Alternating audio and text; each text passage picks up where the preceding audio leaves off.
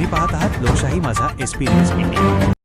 आजची सर्वात मोठी आणि महत्त्वाची बातमी समोर येतेय धुळे जिल्ह्यातील आर्वी येथून। मनमाड इंदूर रेल्वे प्रकल्पग्रस्त शेतकऱ्यांच्या अन्यायाविरुद्ध आता आरपारची लढाई सुरू झाली आहे।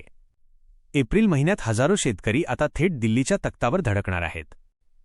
आर्वी येथे आज प्रकल्पग्रस्त शेतकऱ्यांचा भव्य मेळावा पार पडला। अनिल अण्णा गोटे आणि शेखरदादा पगार यांच्या खंबीर नेतृत्वाखाली या आंदोलनाची पुढील दिशा निश्चित करण्यात आली आहे। अनिल अण्णा गोटे यांनी यावेळी सरकारला इशारा दिला की एप्रिल महिन्यात हजारो शेतकरी दिल्लीतील जंतर मंतरवर तीव्र आंदोलन करतील। शेतकऱ्यांच्या मागण्या अगदी स्पष्ट आहेत।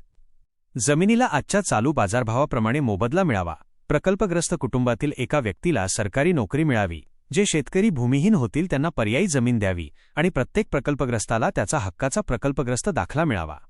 या लढाईत पंतप्रधान नरेंद्र मोदी, विरोधी पक्षनेते राहुल गांधी आणि रेल्वेमंत्र्यांची भेट घेऊन शेतकऱ्यांची बाजू ठामपणे मांडली जाणार आहे।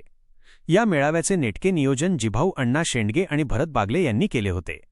यावेळी प्रमुख पाहुणे म्हणून धुळे शिवसेना जिल्हाप्रमुख अतुलभाऊ सोनवणे, हेमराज पाटील सर, डॉक्टर चौधरी यांच्यासह हजारो शेतकरी बांधव उपस्थित होते।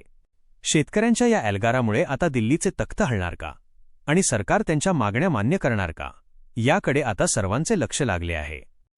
तुर्तास बातम्यांमध्ये इथेच थांबतोय। ताज्या घडामोडींसाठी पाहत रहा फक्त लोकशाही माझा एसपी न्यूज इंडिया। मी संभाजी पगार आणि तुम्ही पाहत होतात लोकशाही माझा एसपी न्यूज इंडिया। आवाज जनतेचा, हक्क लोकशाहीचा।